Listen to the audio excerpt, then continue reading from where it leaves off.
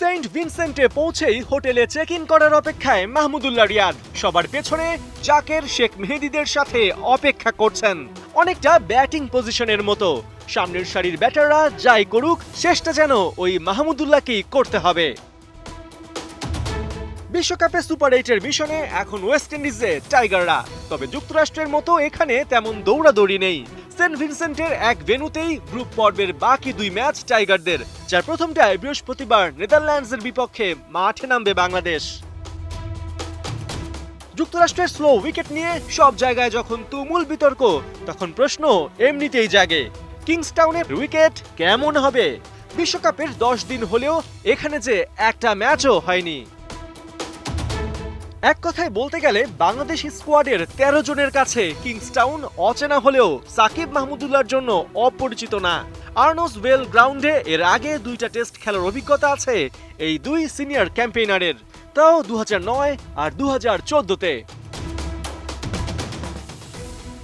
আর 50 ওভারের কথা ধরলে 2004-এ এখানে ক্যারিবীয়দের বিপক্ষে 2টা ওয়ানডে খেলে দুটাই হেরেছিল বাংলাদেশ। স্বাভাবিকভাবে ওই টিমের কেউই এখন বিশ্বকাপ স্কোয়াডে নেই। তবে মূল আলোচনা টি-20 নিয়ে। পরিসংখ্যান বলছে এই মাঠে শর্টার ভার্সনের খেলাই হয়েছে মোটে 2টা, তাও 11 বছর আগে।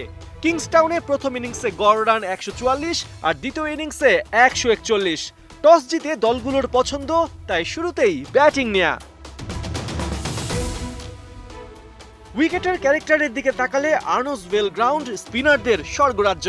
এখানে 2 ম্যাচে পড়া 31 উইকেটের 19টাই স্পিনাররা নিয়েছেন, 8টা গেছে পেসারদের দখলে। তাই বিশ্বকাপের এই পর্বে রোলটা নিতে হবে সাকিব আর রিশাদকে, সাথে মাহমুদুল্লাহর পার্ট টাইম বোলিং হতে পারে ট্রিকি অপশন। এখন আসা যাক নেদারল্যান্ডসের সাথে বাংলাদেশের হেড টু হেড স্ট্যাট কি বলছে। টি-20তে এখন পর্যন্ত 4 বার ডাচদের মুখোমুখি হয়েছে টাইগাররা, যেখানে 3 বারই এসেছে জয়। এর মধ্যে 2016 বিশ্বকাপে 8 রানে আর 2022 বিশ্বকাপে 9 রানে জেতে বাংলাদেশ। পয়েন্ট টেবিলের হিসাবে ডাচদের বিপক্ষে জয় পেলে সুপার 8-এর দৌড়ে অনেকটাই এগিয়ে যাবে শান্তরা। কিন্তু প্রশ্ন হলো, যদি হেরে বসে তাহলে কি বাংলাদেশ সুপার 8-এ যেতে পারবে? উত্তর হলো পারবে।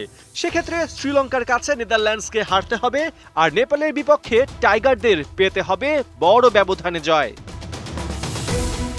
পার্থ বণিক, 71।